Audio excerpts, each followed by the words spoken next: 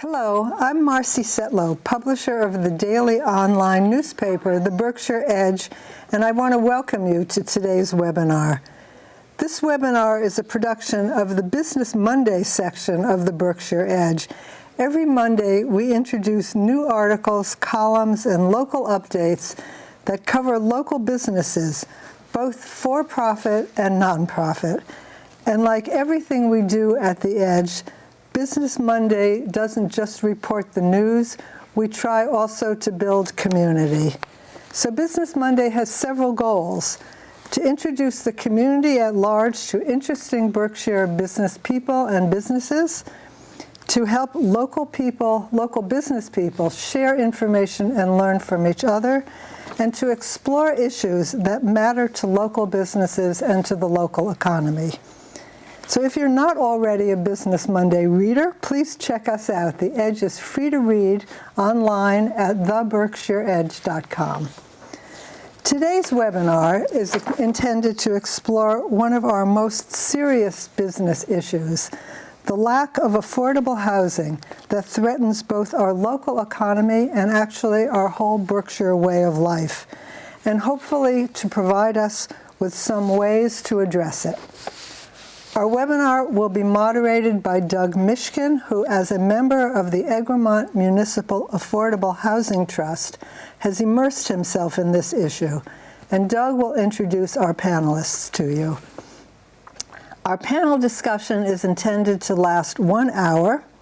We've then reserved an additional half hour to answer questions for the audience, so if you have a question, please put it in the chat. I want to thank our special projects editor, Eileen Peltier, for her work in producing this webinar. I also want to thank CTSB Cable Television for the Southern Berkshires for providing us with their facilities and production expertise today. This webinar is being recorded and will be available on the CTSB website, and we'll have a link to it on the Berkshire Edge. And I especially want to thank our Business Monday sponsors. Lee Bank, known in the Berkshires for its strong branches and deep roots, and Berkshire Money Management, which helps business owners prepare to sell their businesses to fund their retirement. And now, over to Doug Mishkin, who will introduce our panelists. Good morning. I am Doug Mishkin, and I'm delighted to be your moderator, although I assure you that there is nothing moderate about me when it comes to the housing crisis in Berkshire County. Our panel includes 3 leaders who actively address our housing crisis here on a daily basis. They are Jim Harwood, who's the president of Community Development Corporation of South Berkshire, Eileen Peltier, who's the CEO and president of Hearthway, and Jane Ralph, the executive director of Construct. And we are all particularly pleased to be joined today by Massachusetts Housing Secretary Ed Augustus. In 2023, Governor Healy and Lieutenant Governor Driscoll created the Executive Office of Housing and Livable Communities and named Ed Augustus as the state's first housing secretary in 30 years. Today is the Secretary's 9th day in Berkshire County since taking office. We have second homeowners who don't make it here that often. He's had numerous constructive roll-up-his-sleeves meetings during those visits.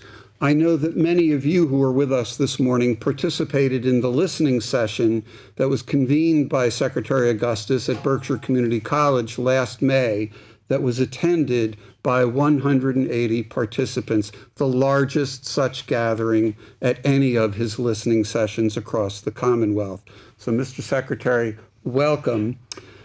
Before we leave today, I'd like our viewers to have a better understanding of the challenges of our housing crisis, but also, very importantly, the solutions that are in the works at the state and local level. I've taken a look at the list of registrants for the program, and we certainly have people for whom this may be an introductory course, but we've got plenty of people signed on who are in the trenches in Berkshire County every day on this. So I want those people to hear what's actually being done as we speak to address the problem. In recent months, the public may have heard about 4 important housing-related items: the Affordable Homes Act, the 5-year comprehensive housing plan, the statewide housing needs assessment, and the report of the Unlocking Housing Production Commission building for tomorrow. I know all of that's a mouthful, but I thought maybe you could set the table for us and begin the discussion with what are the important things that the public needs to know about those 4 initiatives, and what will they mean for housing in Berkshire County? Well, thank you, Doug, for inviting me today and for all the work that you're doing on advocating for more housing here in the Berkshires and throughout Massachusetts. It's great to be with all the panelists, and I want to thank the Berkshire Edge for hosting this opportunity to get the word out and build awareness about what we're doing and what we need folks in the communities across the Berkshires to work with us as we try to address the housing crisis. As you said, I think there are a couple of levers that Governor Healy and Lieutenant Governor Driscoll have tried to move in order to bring new tools or expanding the existing tools that we've been using to address the housing crisis. First set of tools really goes back to August of 2023 when she signed the tax bill. That tax bill took our low-income housing tax credits, which are one of the real workhorses of creating affordable housing in Massachusetts, from $40 million a year to $60 million a year. So significantly increasing those LIHTC tax credits that so many projects rely upon in order to bring about affordable units. Secondly, HDIP. And the HDIP program is tax credits that are geared to creating market rate housing in our gateway cities. Pittsfield has taken great use of that program, created a number of new market rate units, particularly in the downtown area, often bringing back historic buildings and density where you'd want density. That program used to be $10 million a year. It's now $30 million a year with a one-time $57 million boost. We did 3 rounds of funding last year and funded virtually every project that came to us across the state from gateway cities. So literally thousands of new units of market rate housing are being facilitated through that tool. Secondly, the Affordable Homes Act, which I think is generally recognized as the largest housing bill in the history of the Commonwealth. Not only is it authorizing $5.3 billion of funding for an array of housing subsidy programs to create and preserve existing affordable housing, it's also investing in our public housing. Massachusetts is fortunate and unique to have 43,000 units of state-owned public housing across the state. That's an important part of our safety net system. A lot of folks, 30% or lower of AMI, count on those housing authorities to be there. They're in 229 different communities, which means they're often available to folks in many different communities. But a lot of it needed capital repairs, and this bill helps us do that. But there was also 49 policy changes in that bill. A couple particularly notable ones, ADUs as of right. That went into effect in February. We promulgated regulations after kind of a public comment period. We expect that in the first 5 years, we'll see 8,000 to 10,000 new units of housing created through that one policy change alone. That's individual homeowners deciding it makes sense for them either to subsidize or supplement their income by adding a unit, renting it out, or maybe a family member that you want to have close who needs some care, and you create a unit to help provide that. We've seen other states do that, and we think it's going to be a very major kind of tool in our toolbox. Creating a new seasonal communities designation. Later today, we'll have the second meeting of the Seasonal Communities Advisory Council, which we'll do just down the road at the Norman Rockwell Museum in Stockbridge. There are a number of Berkshire communities that by statute are identified as seasonal communities, and then the council will also, and that'll be part of our discussion today, talk about what the criteria should be for inviting other communities to get that seasonal communities designation. And then we'll create some very unique tools that will help those communities that are seasonal communities deal with their unique set of challenges. Huge percentages of their homes that are second homeowners or occasional homeowners. So we want to make sure that we're taking a specific look at the unique challenges, and that's particularly in southern Berkshire County, the islands, and Cape Cod. The first Office of Fair Housing in the history of the state. We just hired our executive director of that office. That's particularly important as we see the federal government virtually dismantling their Office of Fair Housing and the efforts to support fair housing efforts. It was never more important for Massachusetts to be able to make sure that we're reminding folks and educating folks about their rights and responsibilities around the fair housing law. So those are a few of the policy tools. And then in addition to that, we've just added, as you mentioned, our first statewide housing plan. That housing plan really is, I think, a comprehensive look at what we need to do as a Commonwealth if we're going to take some of the kind of pressure off this housing crisis. How many units do we need to create? I'll be a spoiler alert and say it's 220,000 units across Massachusetts that we need to create in the next 10 years. We have regional goals, and we look at what the demographic trends are. We've got some regions of the state, including with Berkshires, that has an older population. What are the unique needs of different demographics? We've got a lot of folks who either now or at some point in their life may have a mobility issue. We need more accessible units across Massachusetts to meet those needs. We want to continue to provide opportunities for ownership. We know in many places through policies, there are groups of people that were actually, prohibited from those opportunities through redlining and other really horrible policies that leave a legacy that we want to try to overcome with some proactive policy. So the plan really lays out what we all need to be doing regionally and then collectively as a state. And then lastly, the Unlocking Housing Production Commission. I chaired this. This was created by Governor Healy through an executive order. We spent a year, literally hundreds of hours spent on this report and identifying what else do we need to do. We're not just going to sit on our kind of efforts through the Affordable Homes Act or through the tax credits increases. We need to do more. And this commission report identifies 49 more recommendations, and there's some pretty big and bold ones. Just a couple quickies. Why hasn't the modular manufactured housing industry taken root in Massachusetts the way it has in other states? There are a lot of regulatory reasons for that. We identify some of those and a strategy to try to focus on how we can change the regulatory environment to allow that industry to take more root here in Massachusetts, which would cut some of the costs and cut some of the time to creating the units that we need here. Recommending creating a state office of planning. Every town has a planning office, has planning responsibilities, and yet the state doesn't. And we're landing a lot of different regulations, a lot of different plans. We have an obligation to make sure we're coordinated at the state level, that we're speaking in a cohesive and unified voice if we expect local communities to do that. And just one last one I think makes total sense. The state puts out tons of regulations, whether it be around the environment, or public health, or many other things. We're recommending that before any new state regs are put out, that there be a housing impact study done. Just stop. Let's think about what this regulation might do. Maybe there's some unintended consequences on housing production. And before we do that, let's be thoughtful about it. Let's identify it. Let's make sure we're not doing something positive in one area but negative in another area. So I look forward to the conversation, but there's a lot of good work, I think, done and a lot more to do. Well, that's a great description of the landscape, and it's a broad landscape.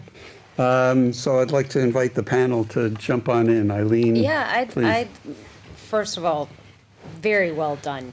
As a developer, I particularly I don't know if enjoyed is the right word, but it was a pleasing process to read the Unlocking Housing Production Commission.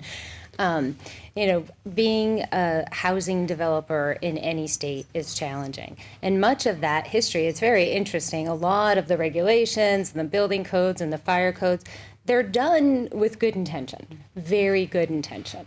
right? But as you continue to pile those on decade after decade, you end up in this environment where things are so complicated that developers, I always say developers are always circling the state of Massachusetts, right? They're always thinking, what's the next project? There's an opportunity here. But when they look down and see this muddy mess of regulations and such, they maybe move on to the next place, right? And one of the things I thought that was particularly enticing about this work is that connecting, so bringing all those people to the table, first of all, and having the opportunity to say to the EPA or, the fire chief, this is how it affects, and this is a barrier for us, and how can we find some common ground? And that commission looking at, so one of the things that's very interesting, and in the Berkshires, we have a lot of small little towns, and as you have learned in your role the past year and a half, a lot of very engaged individuals in the community. And I'm wondering how we are going to do what I see in that document is really this sort of marrying and collaboration between municipal and state. And how do you see that coming together? I can see how it will work on the regulatory side, but how do we see that those municipalities, to some degree, potentially giving up some rights for the betterment of getting housing production done? And just curious about how you're thinking about that and what that might look like, particularly in a community who's so invested and so, I think, passionate about many of those regulations that are well-intended. Not all are, we know. I'd like to piggyback on that because I was very excited by that part too, the statewide and local coordination, and then also the intermunicipality coordination. One of my dreams is that there could be a way to have scattered site LIHTC projects across municipalities. A lot of the towns that we work with, the economy of scale is relatively small, and so even the thought of doing 50 units is a little overwhelming and maybe not needed for that community. But if you took several of those communities and did the equivalent of 50, within a few miles of each other, that could definitely work. It doesn't create all the savings that are created by a LIHTC project, but it could definitely help. Yeah, I think we're wide open to, thinking outside the box, which is hopefully evident by the bold things like eliminating parking minimums. That's often a third rail, particularly as you go east in many communities that are very dense, the idea that you wouldn't require parking minimums. But something that certainly is applicable in the Berkshires is, lot sizes. We have some communities that may have, I know of one in particular that has a 4-acre minimum. That's kind of crazy. That's not the most efficient use of land. And again, in some of our more dense communities, that's really a challenge to creating any additional housing when you have lot size requirements of that size. I know here in the Berkshires, we've the 2 cities, and I think it's only 4 of the towns that actually have full-time planning staff. So that is, I think, a challenge for a lot of the other Berkshire communities, relying on the regional planning apparatus, which is important and good, but that needs to be supported and bulked up in order to make sure that the communities have the support that they need when they have a project they want to move forward. I think also, we've heard a lot about the unevenness, quite honestly, of boards and commissions and their understanding of, what the law is and what the local ordinance is versus their opinion. And we have to make decisions based on law and based on the ordinance and not necessarily what you'd like it to be. And so we've thought about, are there ways to do more support in terms of training and education? So, and we're very different all across Massachusetts. Some are elected, some are appointed. Almost none of them are paid, so people are volunteering their time, and they can be often very time-consuming commitments and can be thorny, right? There can be really big kind of debates in a community, so it's uncomfortable sometimes to have to say no or yes to neighbors or people that you see every day. But we want decisions that are fact-based. We want decisions that are based in the law and in the ordinance. And so we want to figure out how we can partner with communities to kind of strengthen those boards and the decisions that come from those boards so that everybody knows what the rules are and that are being followed. I chuckled when you said the part about knowing what the law is, because it brought me back to a conversation in a law firm I was in a prior life, where a group of us were sitting around saying, what's the law on X? Somebody said, well, we could look it up or we could vote on it. Jim, you want to chime I in? think it's a good point, actually. In addition to the work I do with the CDC South Berkshire, I've at various times sat on historic commissions and planning boards. And you find yourself in the middle of those issues. And it's always much more comfortable if you have a solid knowledge base to make that decision, because uncertainty makes people hesitant to say yes. Mm-hmm. Yeah. And we need people to say yes to affordable housing.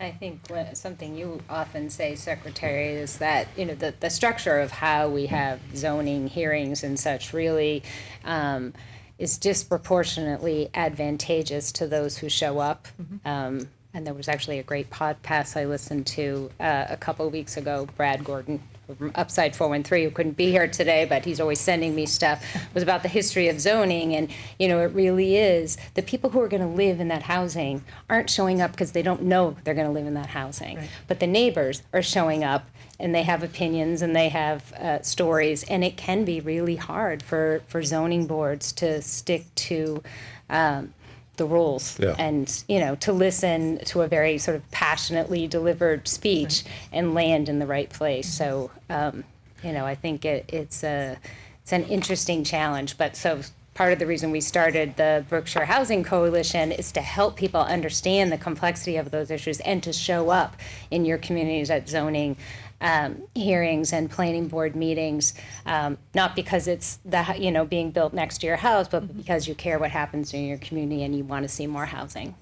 Yeah, I agree that the facts are important, and yet one of the things I appreciated most about the Unlocking Housing Production Commission was the heart of it, and the clear, this is why this is important, and I think it's easy to lose sight of that in the midst of looking at a lot of facts and looking at a lot of details. However, when we think about the impact, on our businesses, on our healthcare system, on the individuals in housing, it makes all the difference in the world. And then it's like, oh, okay, well, I can go along with this because I understand that this is my cousin's son that's going to benefit from this. This is my neighbor's grandmother who's going to benefit from this.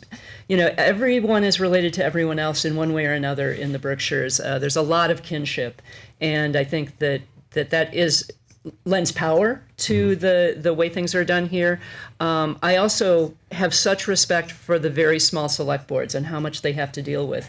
And so the more we can be educated through the coalition or through Berkshire Regional Planning, the more we can help support towns who want to do this. They want affordable housing.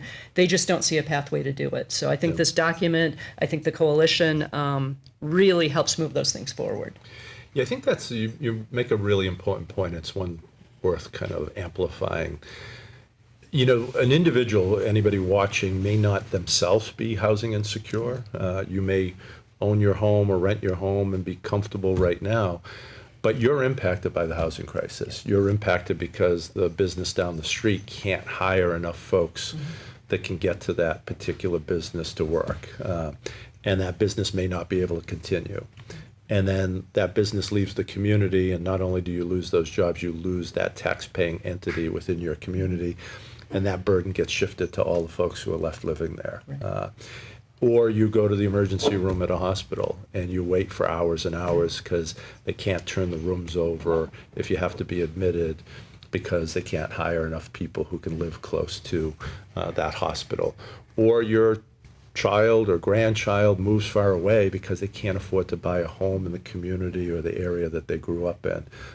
So this impacts all of us, whether it's directly or indirectly. And I think that's an important point to make.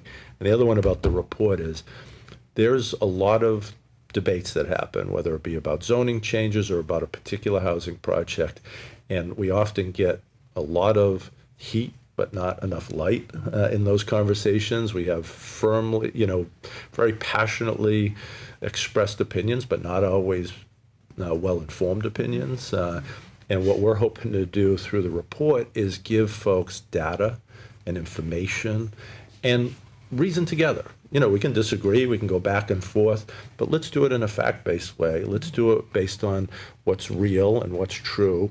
And then we can come to better decisions that will, take into account all of the things that we need to think about as we make decisions about projects moving forward. But, I know in Washington these days that's not always a fashionable thing to make fact-based and data-based decisions, but hopefully it is still here in Massachusetts.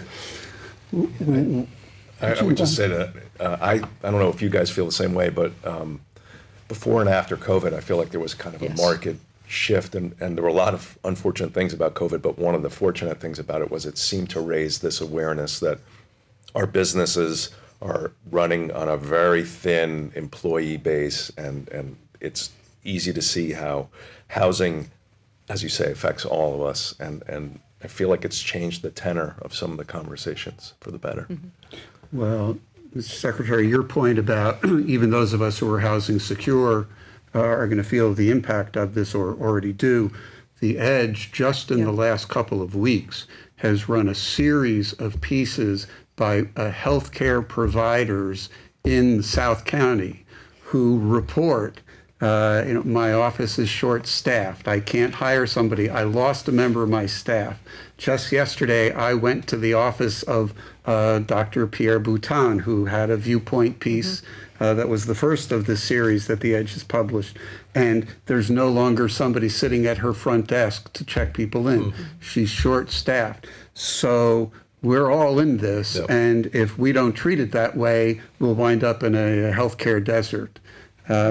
I was taken by a fact that jumped out at me in the needs assessment document because I frequently hear people say, well, the housing crisis, all you need to do is, and anything that comes after the words, all you need to do, is not appreciating the complexity of the problem. In the needs assessment, there's a statement that says median home prices have risen 73% since the year 2000, while median household income has risen only 4% over the same period, adjusted for inflation. Right?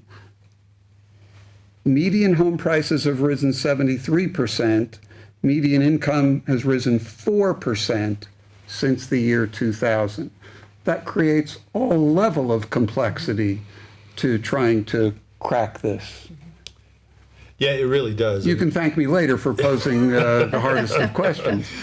Well, it's one of the reasons why there's actually 3 more commissions that we're launching this month that came as a result of some of the language in the Affordable Homes Act. One in particular is around extremely low income individuals.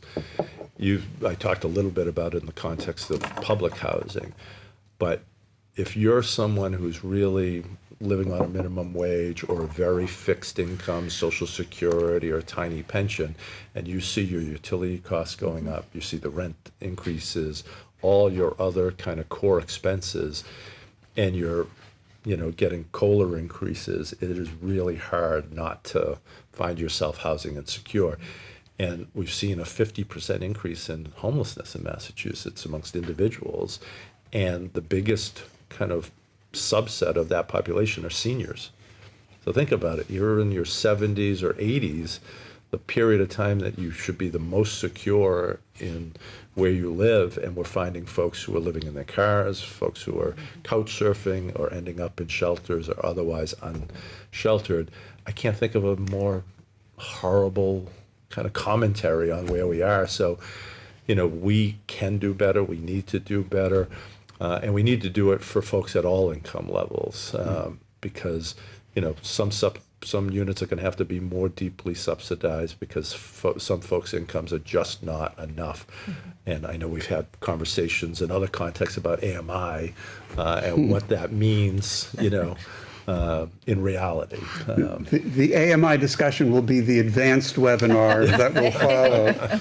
I want to kind of jump onto that too, and I am a big proponent of getting folks into permanent housing with the least number of obstacles and the least amount of time possible. Now, that said, we have had great success with our 2 transitional housing programs, and it speaks to what you were saying about people living in their cars. Just this winter, we've had 3 folks come into our transitional housing, get out of living in their car, get jobs, and one of them, amazingly enough, is moving on within about 45 days. Now it usually takes 2 years for folks to move on. So there are some things that are moving a little bit that make transitional housing, I think, a piece of the puzzle that we really need. We also recently started a family transitional housing program that, with the help from Great Barrington CPA funds. And that program is the only program, I've worked in nonprofits almost my whole life. It's the only program I've seen that's been 100% successful. A household comes in, they work with the Family Resource Center, they work with CHP or some other healthcare provider if they need it, they work with the Breen Center if they need it, and every one of those households within a month has been able to move on to their next level of housing. Most of it's been permanent, not all of it, but for the most part, folks have been able to move on to greater housing stability. And how that links to this unlocking the housing production is I really appreciated the talk about a life cycle of housing, and that what you need now may not be what you need in the future. And if that home ownership is not affordable, that really limits the ability for folks to rent housing because folks are not making that next step. Yeah, the ownership opportunity, I think, is a critical one for a lot of folks. That often is the way they're financing their kids' education or their ultimate retirement or long-term care needs, the equity that they're able to build over time. And, unfortunately, we're seeing fewer and fewer people being able to have that opportunity just because, there's not enough new affordable units. You see these open houses and, multiple people come in, make over asking offers on those houses, waiving home inspections, which will no longer be legal as a result of the Affordable Homes Act. But, doing a lot of desperate things just to get that opportunity at ownership for home ownership. I just want to say one more thing about that unlocking housing production. I know that it was noted in there, capacity funds for infrastructure work. So we will take all of that here. Yes, please. Thank you. I brought a check with me. Thank you. Great. I knew you would. But to speak to the challenge, the wage challenge, obviously it's a challenge everywhere in this country. That data, is probably very similar nationally. But here in the Berkshires, one of the things that we really struggle with as developers is it creates a mismatch, and this is the sort of it doesn't pencil out story, right? So when we're doing a low-income housing tax credit deal, we're looking to an investor, we're looking to, a bank to finance the project, and they're looking at it, and I always say they look at it, and if it's a Harvard business case study, they go, it doesn't work because, so in Boston, if the rents, the wages of individuals in Boston can support a rent of $2,200 for a 2-bedroom, here we're looking at $1,400 or $1,500 to make it work. So the way that we can make that, we also have another challenge, which is scale, right? So as you spread sort of the site costs and you're only doing 40 units compared to a 100-unit project, right? So I'd like to say doing this kind of work is a little bit crazy, and doing it in a rural area is probably very crazy, but we do it anyways because we care about the Berkshires and we like the rural lifestyle. So, the challenge we have with that and the need we have is deeper state disproportionate state subsidy, right? So in a Boston deal, they might be able to do a little better, take on a little more debt. So I think it's an example of how wages really play a role in it. And, as Jim was speaking to, economically, many of the jobs in the Berkshires are not paying enough money. And it's not a reflection of the employer, it's a reflection of the industry that's here today. Right, and it is, like most of the country, or industry. I was going to say the service industry, right? Well, and the nonprofits too. And a lot of nonprofits. Most of our staff would be eligible for our own housing if we didn't, if they didn't work for us. And so, we are doing everything we can as a small organization to raise those wages, but it's not keeping up. Yeah. And I'm afraid to say, I think we've got some headwinds, Yeah. given what's happening in Washington right now, particularly with the tariffs. You know, when you get most of your lumber from Canada and that's subject to a 25% tariff, that is driving up the costs. The other big issue we're seeing with a lot of folks is the equity that's often needed to, you know, facilitate a deal doesn't like uncertainty.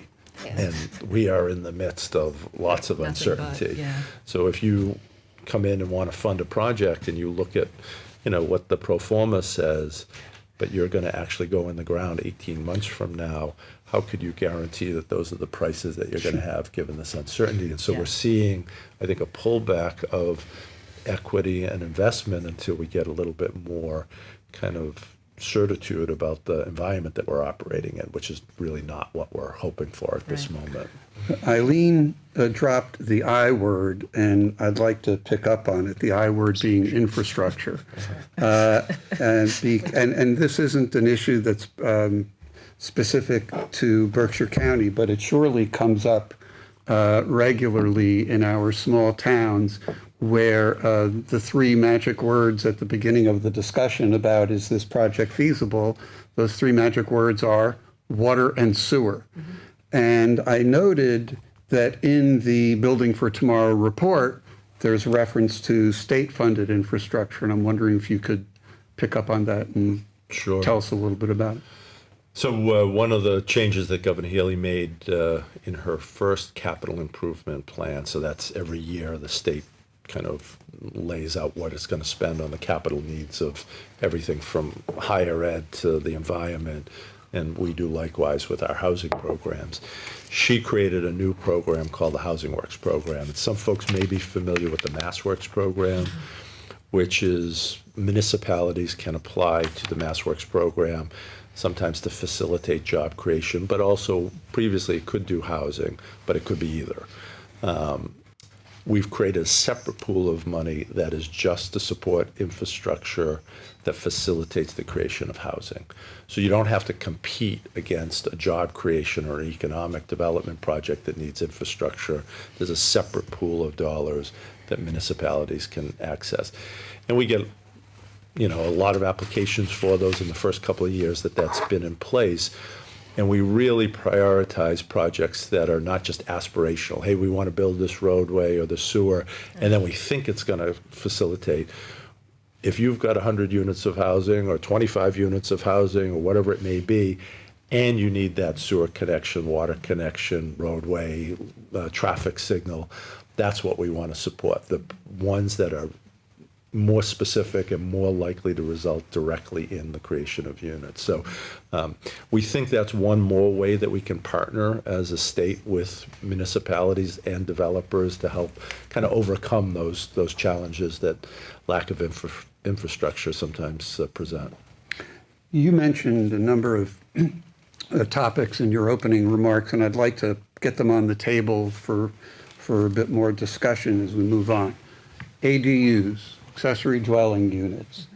So you mentioned the aspiration for how many units might be created. I'd like to hear some conversation among the panel about what they think about the role of ADUs, what are the challenges to creating more, what do you all envision? I'm really impressed with the Great Barrington Affordable Housing Trust because they came up with a pilot.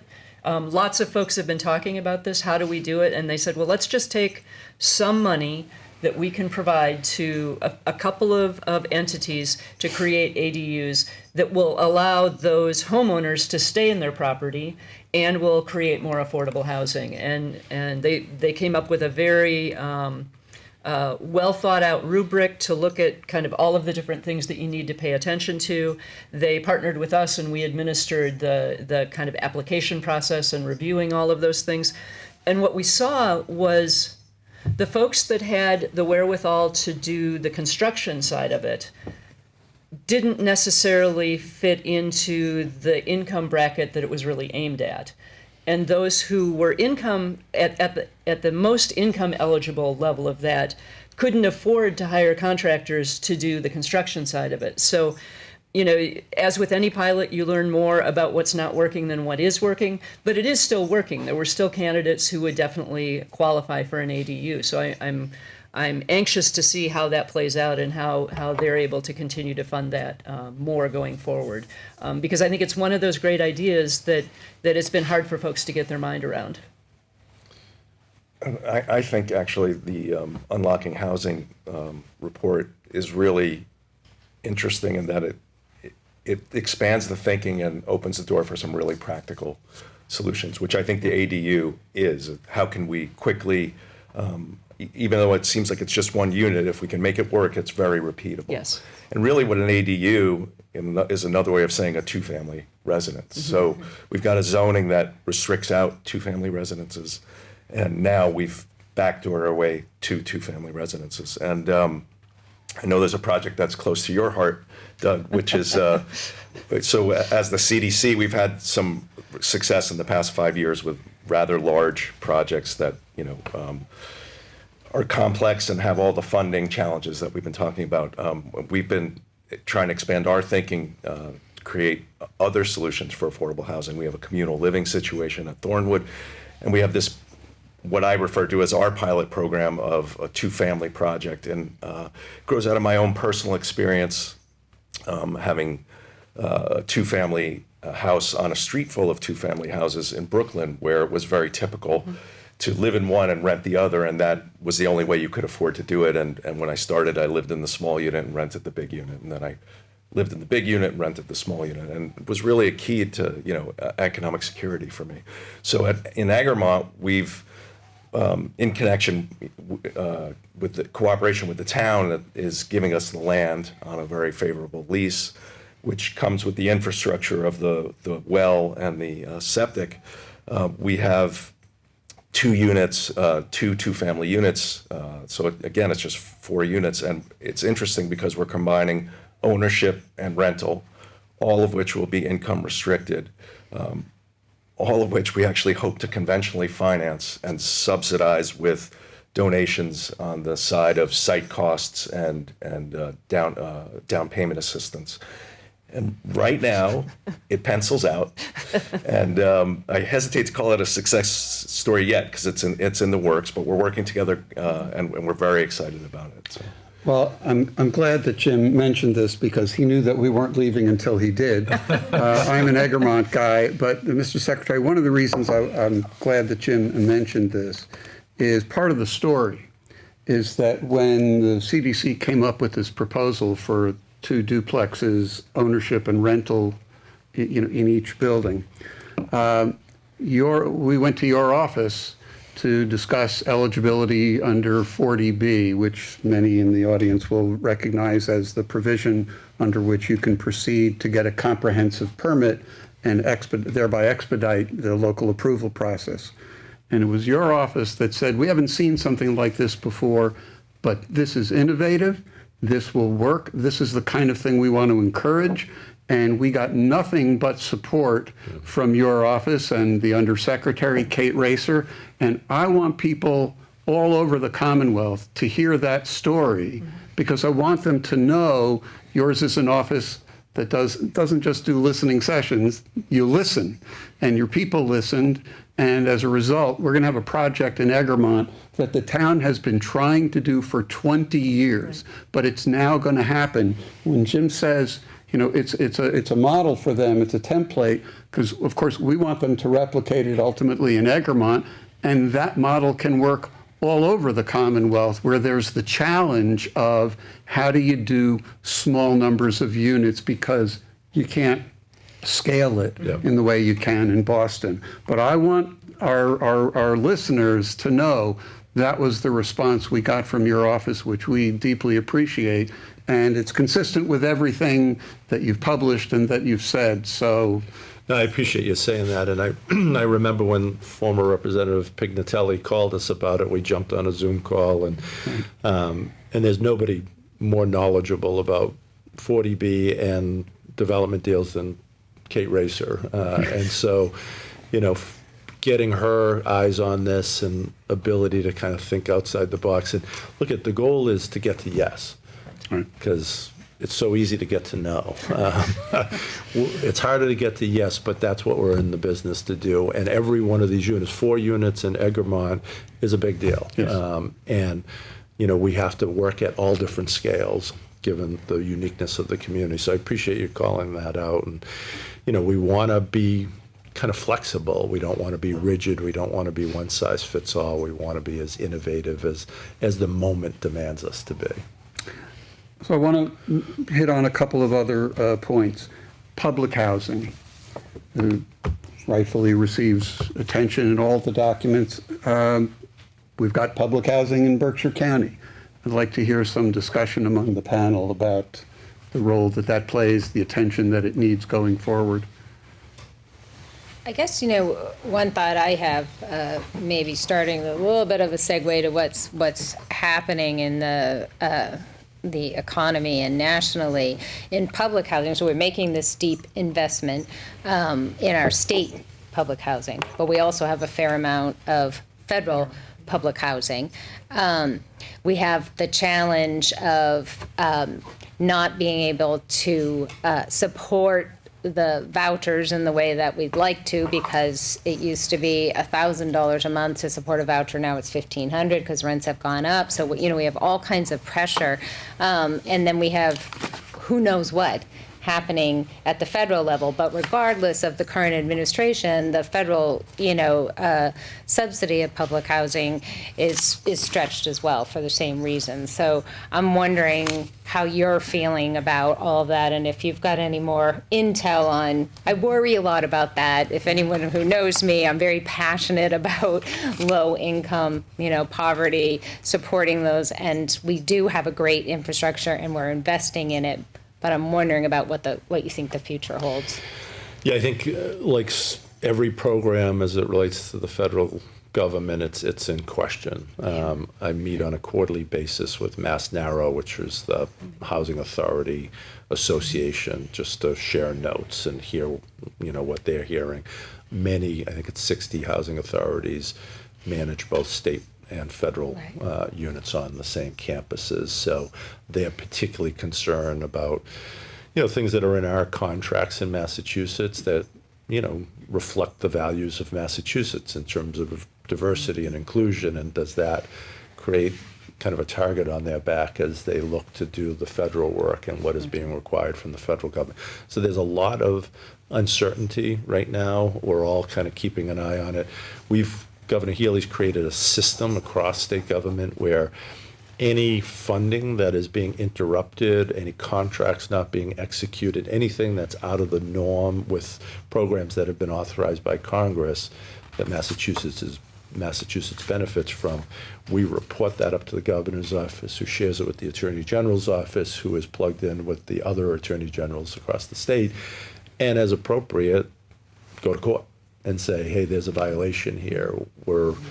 This is a program that we have contracts for, or was authorized by Congress, that shouldn't be done. And we've had in a number of cases stays by federal courts. In some cases, we've had to communicate that those stays are not being adhered to, and so they go back for contempt, with those. But we're trying to share information and funnel it up to folks who are in positions to kind of take action and push back against some of that. I would say on the public housing piece, I've made it my mission to visit every housing authority in the state. I was in Wilbraham yesterday, which was my 100th housing authority out of the 229 in the state. And I learned something new in every visit. I always go into units, talk to tenants, talk to the folks doing the work on the ground.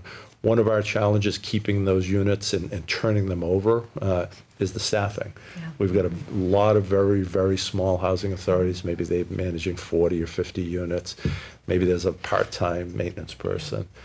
So that part-time maintenance person has to plow the snow when there's snow, has to deal with the broken pipe, also has to turn over the units, and sometimes you may get 3 or 4 units that kind of become vacant in a short period of time that all have to be turned over. And we've got a sense of urgency because the wait lists are thousands of people long, and every day that a unit goes unfilled is a unit that somebody is in need. So we're going to do these kind of regional models where we're creating kind of SWAT teams of skilled craftspeople that can be deployed to some of the smaller housing authorities.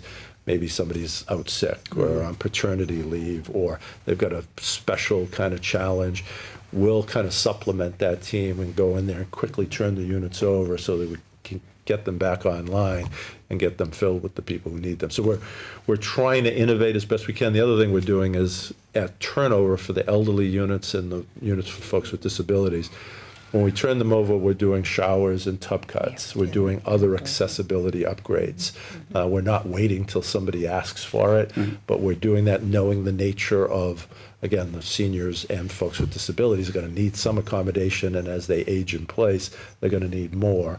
It's cost effective to do it as soon as possible and less disruptive if we can do it at turnover. So those are a few innovations we're trying to bring. Great point. I appreciate that shift from, yes, housing production is important, and maintaining the housing we have and making it more functional and more efficient and user-friendly, I guess I'd say, is important. And then the other part that Eileen and I talk about all the time is the need for support services, the need for whether it's supportive housing or just the need to keep people who are housed where they are. And with rents having gone up, it's been so important to provide rent support, raft support, utility support, and that's something Construct really started doing in a much bigger way with COVID. Pre-COVID, we probably did about $10,000 worth of financial assistance in a year, and that kind of covered it. COVID hit, the eviction moratorium went into place as it should, and yet we knew our landlords. Many of our landlords are the natural version of what Jim's going to do in Egremont, where if you don't get your rent, you don't pay your mortgage. And so it was really important to get support from the towns to get rent support out the door before the state came up with its very good additional support for folks staying housed. But that housing sustainability challenge, we had hoped we'd be able to scale back significantly by now, but we haven't because rents have gone up so much. So we're not doing $200,000 a year as we were then, but we've done $55,000 in half a year. So it's a lot for a small area. I would add on, you were talking about the urgency from the getting the tenants placed, which obviously exists, but looking at the spreadsheets on these projects, there's an urgency to get those apartments back rented because the margins are so thin. So I think it's really great that you guys are involved at that minute tactical level because it's just important. No, it really is. And, we see statewide with vouchers that, we're putting significant additional dollars into the voucher program, but not necessarily getting more vouchers. We're just having to pay higher rents for the vouchers that have already been leased so that we don't lose any of those units and have people fall into homelessness. So again, some of it is just you're paying a lot more, but you're not necessarily getting more. You're trying to keep what you've got. And that's the issue with some of the cost drivers. I had Undersecretary Racer look at this. Just pre-pandemic, if you look at 2019 to now, units are costing about 25% more between the inflation for the materials, increase in interest rates. So you have to spend 25% more just to buy the same number of units that you were pre-pandemic, and that's tough. I wanted to speak to the housing and services side. And so, here in Berkshire County, we are seeing rising homelessness like the rest of the Commonwealth. The average age in the Pittsfield shelter is 59 right now. So you can imagine what that looks like and what that experience is. So, I think programs like Home and Healthy for Good and several of the programs for the Affordable Homes Act to support supportive housing. It's something that has sort of been my life's work, is that marriage of housing and services, recognizing that housing stability isn't just economics, right? It isn't 4 walls and a roof doesn't do everything that we need to have done. You can put someone in a lovely apartment and they may not thrive or succeed. So Hearthway is committed over the past 4 years. We provide services at every single one of our apartments. And that's a commitment we make. It's not an easy thing to do in a rural portfolio that, as Jim mentioned, can be stressed. But we actually see that as tied to keeping people in their housing. And there is a cost to that vacancy, and there is a cost to the turnover, and a cost to all those things. So, it reminds me a little bit of in the healthcare world, where we all know prevention, investing dollars in prevention is going to help, but who finds the money to do that? We're always in emergency response mode. So, I think supporting programs like supportive housing and supporting that understanding that 4 walls and a roof is not enough, and that we need to provide, we all need services, right? But we can go out and get them, right? That's not always an option when you've got 2 jobs and 3 kids at home and a million things happening. So having it, right within the housing is something that I'm very passionate about. And I think if we can think, upstream about it, it provides a really important solution for housing stability that then doesn't, maybe we could catch some of these elders who are falling into homelessness for complex reasons if we were in relationship with them way upstream. So that's my pitch for additional always investing. And I think I said to you many years ago, the thing when you many years ago, is it a year and a half ago? Like Okay, a year and a half ago Back when in you your took youth. this job, I said one of the things I'm most excited about is that as a secretariat level position, we can stand with Health and Human Services equally and address those things. I know we're in this crisis, and we're, nationally it feels like a crisis, and there's so much going on, but I firmly believe that that is the path forward to get us through this. It isn't just building buildings, it's doing that. Well, I want to pick up on a slice of that about the kind of supports that enable people to stay in their homes. And I'm going to take 45 seconds to abuse my position as moderator and make a statement of personal preference. The needs assessment points out, we're talking about tenants getting evicted in housing court. And the needs assessment points out quite rightly that there's evidence that representation of tenants is associated with better outcomes. And the state does provide limited funding for legal help for tenants. But the personal/professional axe that I want to grind for just a moment is the idea that a tenant who's facing eviction in housing court should have the right to a lawyer. And it's been done on a trial basis in parts of the Commonwealth, and the studies show the return on investment is quite substantial. For every dollar spent in a program like this, $2.50 back, to avoid the very kinds of bad consequences that Eileen was referring to. Somebody who gets evicted, the effect on the family, the effect on the kid in school who has to change schools, the effect on the neighborhood, all of those things. I know I'm preaching to a choir sitting up here at the table, but I think that pitch flows quite naturally from what Eileen had picked up on. End of my abusing my position, at least for now, until something else occurs to me. One of the interesting please. things related to that is looking at it from the landlord side, because we're on both sides of it. We're definitely advocating for folks who are getting evicted. We're also a landlord for whom that's sometimes the only tool in our toolbox. And so what I want to say with that hat on is that it works better for us as a landlord when that tenant is represented by counsel as well. It's just they're not stuck alone trying to figure it all out. Even with really great mediation services through Upside 413, it really helps to have that person for them to lean on as well. So it's a better outcome all the way around. No, I think it's a good point. All right, seasonal communities was mentioned. It's a subject near and dear to the hearts of those of us in Berkshire County. So there are 8 Berkshire towns that have already been designated as seasonal communities because they met the 40% threshold for seasonal homes. But I think it's worth a beat to tell our listeners a little more about the Seasonal Communities Advisory Council and then any other discussion from the panel. Yeah, I think the seasonal communities is an opportunity for us to engage with those communities in what their unique challenges are and what are some of the unique strategies that we can try in those communities. Authorized right in the statute is the use of tiny homes for year-round use. The ability of a seasonally designated community to restrict housing for municipal employees. We see this in a lot of places where you can't fill important municipal jobs, DPW workers, teachers, who have to come from such a distance that just financially doesn't make sense, or you can't get them to do that, and then you can't do the core functions of that community. And so, when you bring on new units, potentially being able to restrict some of them for income-eligible municipal employees.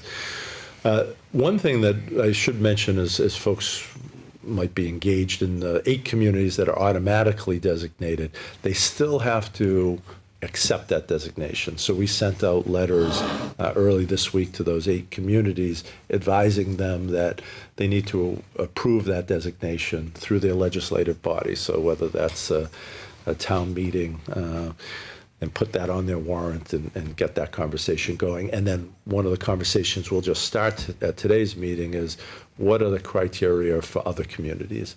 The legislation gives the secretary the ability to invite other communities.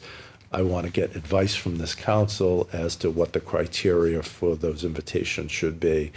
And so this is an ability to kind of get input, get thinking from folks about what that should look like, what types of data and kind of characteristics of communities should we have for those kind of optional designations. And so as people think about that, certainly these are all public meetings. Today will be a public meeting. We'll be doing them virtually all the time, virtual options, because we've got folks from the islands and Cape and folks in the Berkshires, and then we'll do several kind of in-person with virtual options. So I'd invite people to share with the council ideas, suggestions, things they've heard of from other places around the country that might be worth putting into the conversation here locally. Got one. Good. So when I was on the planning board, Lennox was wrestling with how to allow, or what amount of short-term rental to allow, and there were a lot of good discussion about some ways in which it was an economic driver, some ways in which it adversely affected housing. And I always thought, and it probably wouldn't take too much of a push, the like a room tax, Verbo or Airbnb could create a portion of that fee that goes to housing in that seasonal community. And I think it would be a really important economic driver. I also see ways in which someone who is marginal on their economics, and this is to your point earlier, Jane, is the ADU could actually help them afford the house that they might not otherwise be able to afford. So I think there's, it's a challenge, but there's opportunities. I should mention just on the ADU, we prohibit local communities from putting unreasonable restrictions on the ADUs, like requiring, it be a family member that you're leasing the ADU. The one thing that we do allow is a local community to prohibit short-term rentals. And so that may be a particular tool that some of the seasonal communities want to actually put into place as they stand up their new bylaws, so that we don't kind of create new units, but not actually create new opportunities for folks to live year-round in those units. So we have offered our viewers the opportunity to send in questions via the chat. This is an engaged community, so there are no shortage of questions. But in scrolling through, I see a couple of themes that come up. So let's hit one of the big ones. We went from the I word, infrastructure. Let's go right to the end of the alphabet, to the Z word, which is zoning. And you alluded to, Mr. Secretary, kind of the sorry history that zoning has played in helping to create this crisis and in many dimensions. And I thought maybe you could take that, run a little bit with it, and then I'd like to hear from the panel on the problems, and then what's being done to alleviate the obstructions of zoning.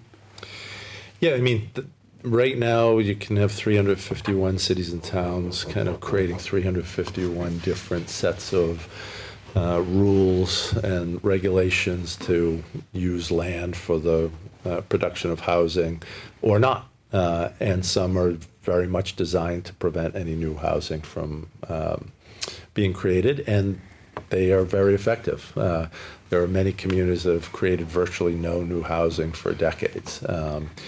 And we're not going to get out of this housing crisis if just some communities are helping row this boat. We're going to need all 351 proportionally to be rowing this boat. That's partly, and I know it doesn't apply out here, but that's partly what the MBTA Communities Act was about, saying where we've invested in transportation infrastructure, commuter rail, subway service, ferry service, we want to have smart policies. We want to put more dense housing close to those public transportation options. That advances our climate goals. It also allows for folks to have, better quality of life. You're not spending an hour and a half, on crowded roadways to get to work or school. And you see the pushback we're getting. We had a lawsuit from one community about that. Good news is the Attorney General won that case in the SJC and said that the law was constitutional and she has the authority to enforce the law. And so I think it just confirms that the state does have a role in zoning.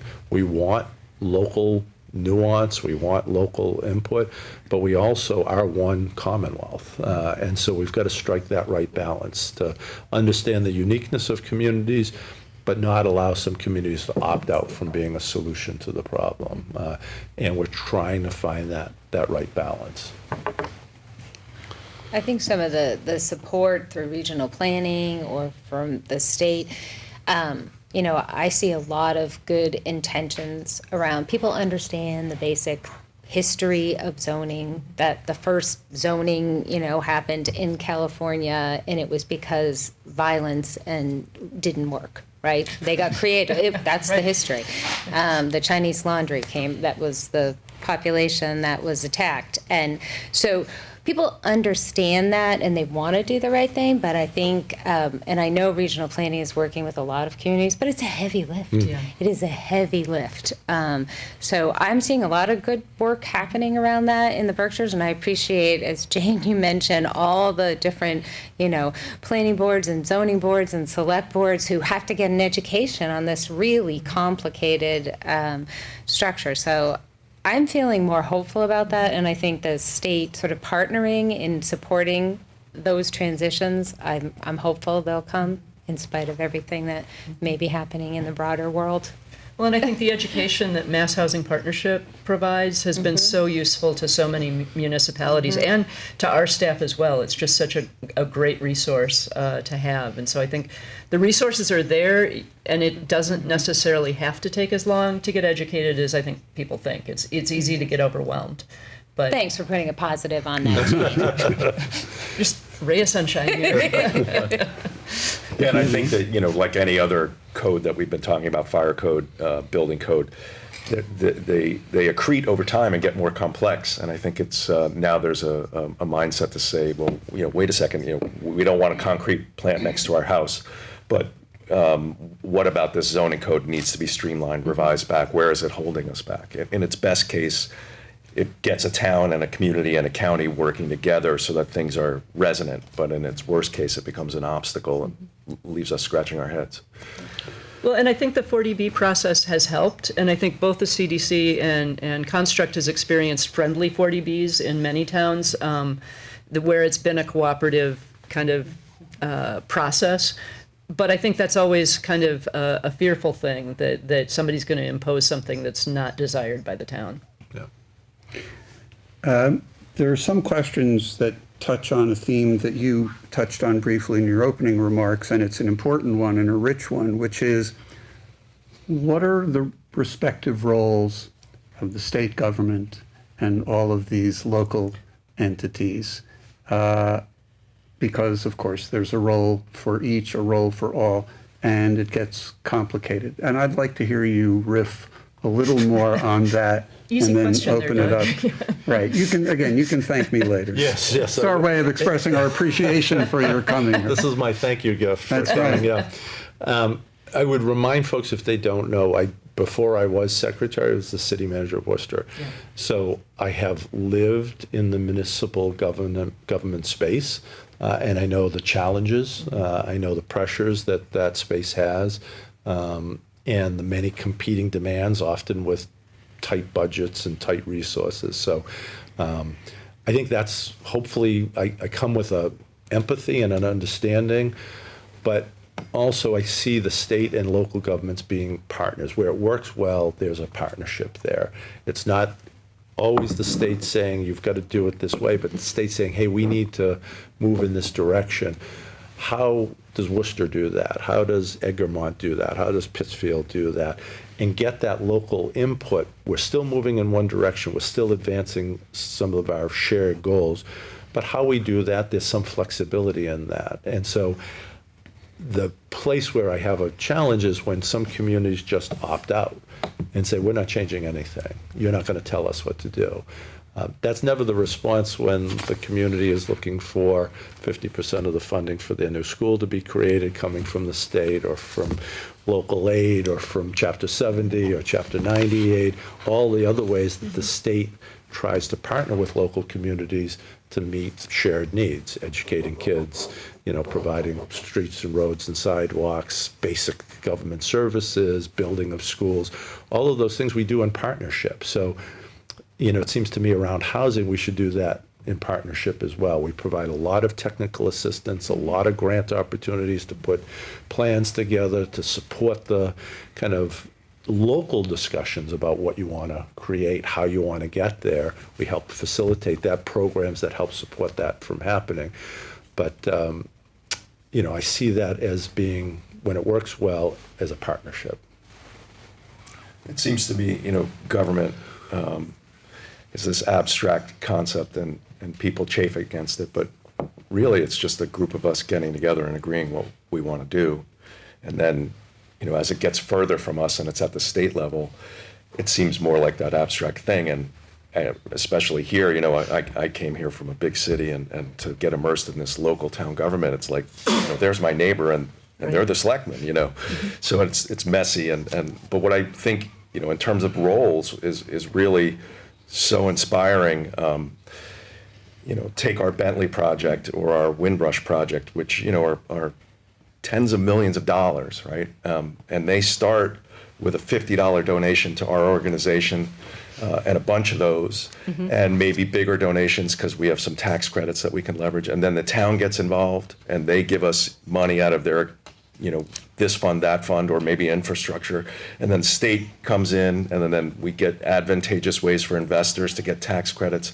And if you look at it, it's a really great private public partnership where a little bit of money here pulls in this real economic boon, actually, for, in this case, Great Barrington, where now we got 50 families that are going to the school system that are available to be part of the workforce. There was the carpenters, the plumbers, the electricians that were employed. That's what I think the appropriate role is. I think that's a good point. And CDCs in the Affordable Homes Act, they're such important partners with the state on creating and maintaining and managing housing across the state.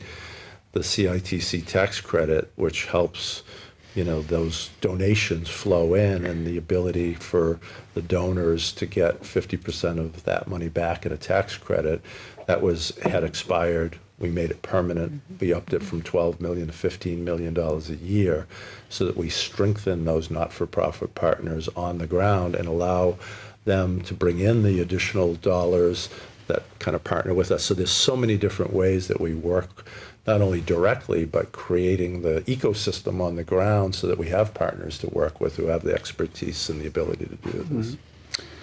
There's a question in the chat about a subject that comes up in almost every discussion I've ever had in Egremont about the project that we're doing and other things we have in mind. And I know it isn't limited to Egremont, and that's the issue of local preference. When a town is creating affordable or workforce housing, and the town's ability to give a preference to the people who work in the town or work near the town, but in a way that supports the town. And I think it's worthy of a little bit more discussion from you and from the others on the panel.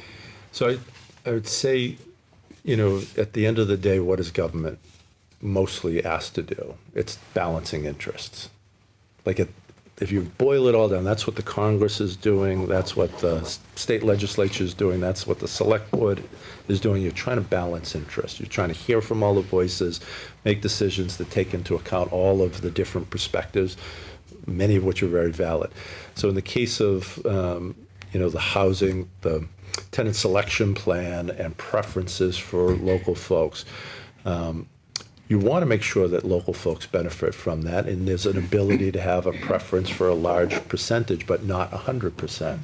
And that is because we have fair housing laws in the state, and we have some communities that are maybe 99% white.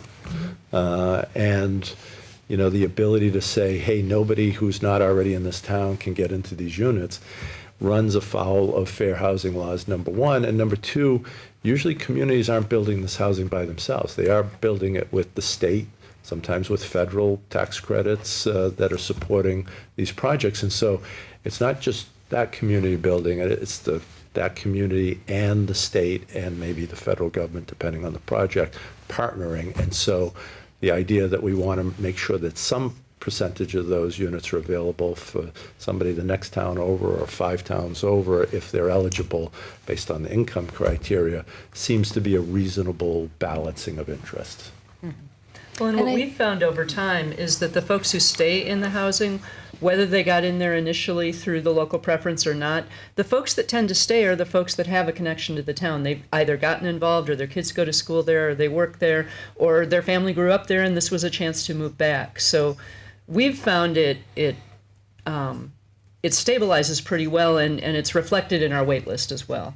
Yeah, I totally agree. I know that it's a concern, it's an issue that comes up a lot in the Berkshires, but in the reality of who lives in the housing, it is largely people, from that community, may not be, exactly the small town of 1,200 people, but the town next door, it tends to be regional. We do have, some people who come from other parts of the state, whether they're fleeing domestic violence or they're receiving a unit to access mental health services.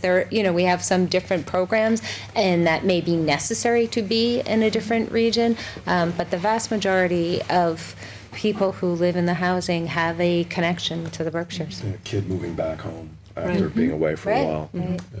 Right, or they bring skills that we need in that particular community. And I think we can't underestimate the disparate impact on Black and Indigenous folks in particular, the historic effects of housing discrimination, legal housing discrimination still very much is there. And you see it in the disparate number that are living homeless regardless of income.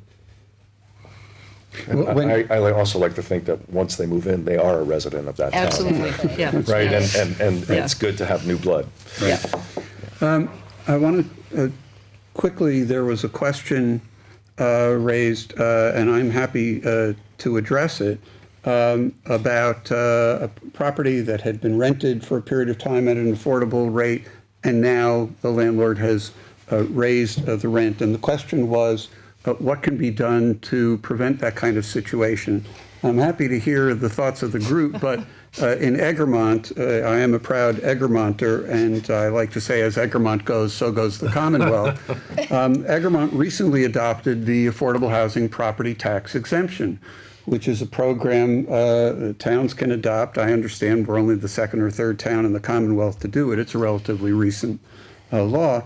But under the program, a property owner who rents out a residential unit at an affordable rent, defined by the criteria set by the town, to a tenant who meets the income criteria set by the town, that property owner gets an exemption from their property taxes for the taxes that would have otherwise been due for the affordably rented unit. So we've adopted that in Egremont on the theory that we're going to try lots of things, and we're giving an exemption from 80% of the taxes that would have been due. Everybody should pay some tax, but we're looking forward to seeing who wants to take advantage of this. So this pertains to the question that came in the chat, because hopefully with the tax exemption, it induces somebody who otherwise would have raised the rent beyond affordability to keep it within the affordable range. We're also hoping that it induces some people who do short-term rentals to try it as a long-term rental, because it only works for a long-term rental. All right. So we took a different approach, which was we bought a building and didn't raise the rent. It is possible. Yeah, right. It would have otherwise been gentrified, and so our Sumner Block building in downtown Great Barrington, we bought that about 2 years ago, and income restricted the apartments and haven't raised the rent.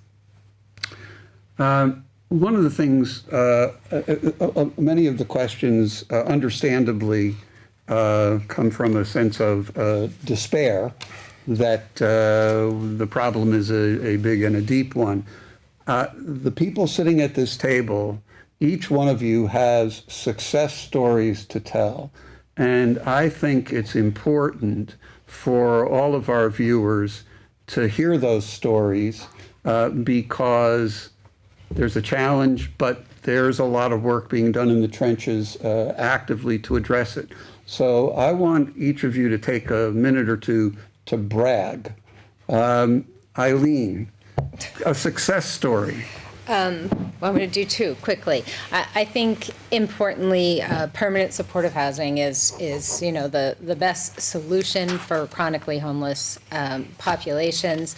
And the work that we've been able to do in Pittsfield, creating 37 new units of permanent supportive housing, as well as creating what is essentially a day shelter for people who are experiencing homelessness, because we are not out of the woods with this. We do need to have places for people to go during the day. Proud of that work and proud of the collaboration that that project is, whether it's with the city, the Commonwealth, the Breen Center, substance use and mental health. There are the shelter provider. There are many, many partners in that really coming together, and the city welcoming that type of housing, and that day shelter is really impressive. But more importantly, to try to offer both a win for us, but also I think trying to meet the moment. So, in the past 4 years, Berkshire Housing became Hearthway. We have really spent a lot of time and energy and focus on creating a culture that, not that I wanted this to happen, but it did, to meet this moment, to really be there. Whether it's the partnership we have with HLC through all of the regional administrative functions that we have, RAFT, all those programs. Our front door is completely changed for anyone who was out there, coming to our front door many years ago. It was more of a kind of, what do you need, transactional. We have got a team of anywhere from 6 to 10 people dealing with any kind of housing challenges. And this isn't about affordability. You don't have to be living in poverty. If you are struggling with a housing challenge, please come see us.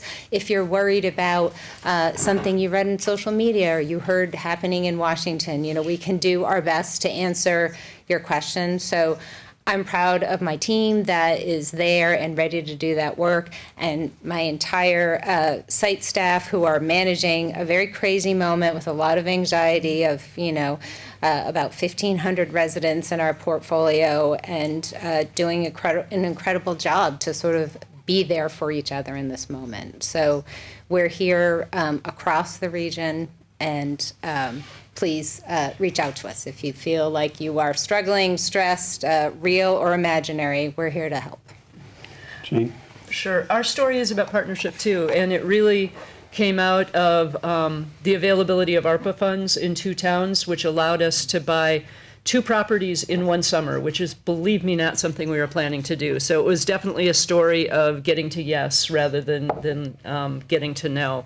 And in both cases, we were able to obtain properties largely with support from ARPA dollars, but then also private donations. And most of those were private donations from the two towns, from Great Barrington and from New Marlborough. In the Windflower situation, it was housing very similar to what they're doing at Thornwood. It was a co-living situation. It's the only housing I've ever known where you close on one day, and in this case, the 1st of December, and we are open and housing people on the 1st of January. And again, if we'd had to build something, that wouldn't have happened. There's challenges with it, but this is supposed to be a success story, so I'll stick to that. And then in New Marlborough's case, we were able to acquire this property at auction, and virtually all of the donations and the ARPA funds from the town are what allowed us to purchase that property. We'd already done a feasibility study because the property had come to us as an idea from the housing committee there in New Marlborough. They said, we'd really like to see this happen. We'd also like to retain this building because it means something to us. The property means something to us. You know, over another year, we started to get funding through what's now HLC.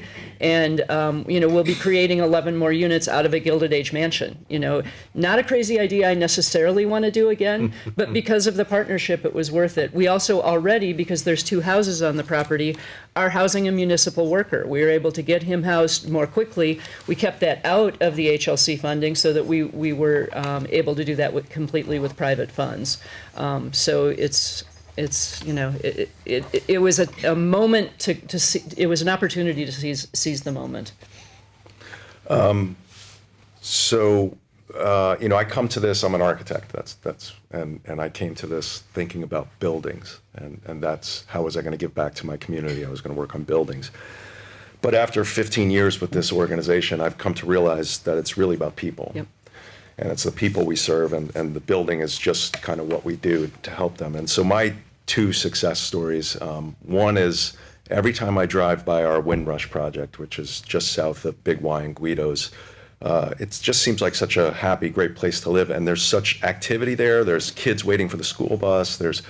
I was just driving by the other day, and a mom with a kid in her hand and a kid on a stroller going to the supermarket. And there's nothing more rewarding than that. And to know that we've done that and how that gives back to the community, which is really just more people.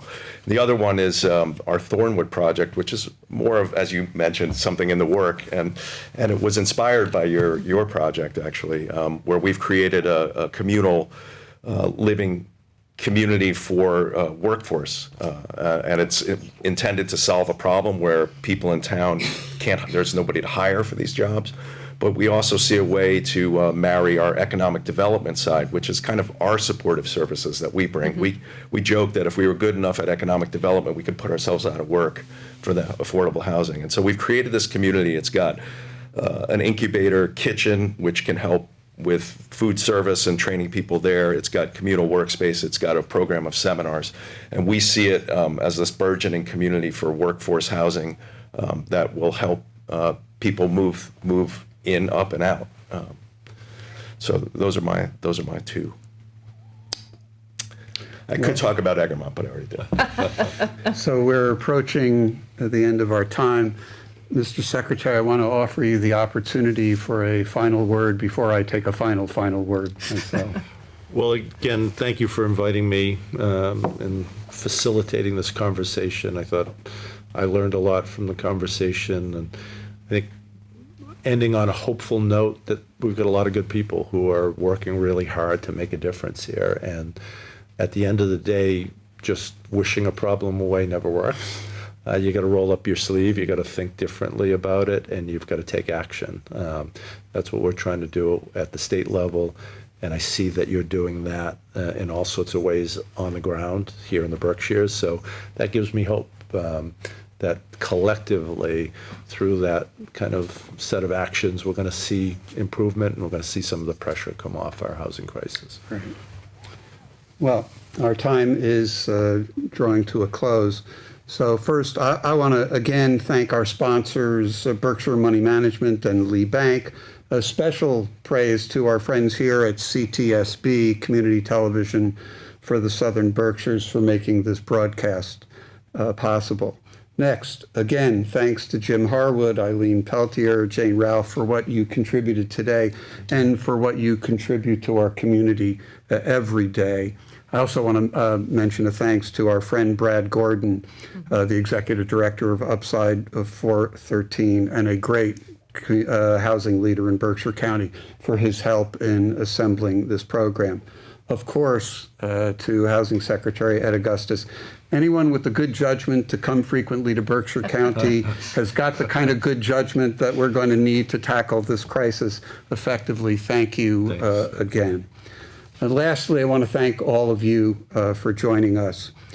The housing crisis is a healthcare crisis, it's an education crisis, it's an arts industry crisis, and it's something else. It's a moral crisis for far too many residents of Massachusetts and Berkshire County. This is no way to live. So I hope you all leave this program thinking to yourselves, what can I do personally? And the answer is plenty. First, you can support the 3 organizations and the other nonprofits in Berkshire County who are doing the work of creating affordable and workforce housing and providing the support services that are necessary to help Berkshire residents with their housing needs. For those of you who can, you can volunteer. For those of you who can, you can click the donate button. Next, talk about this issue with everyone you know. When you're in a store or a coffee shop or a restaurant or at the hospital, ask the person who's helping you where they live. It will help you better understand the depth of the problem. It will help you explain the problem to your friends and family.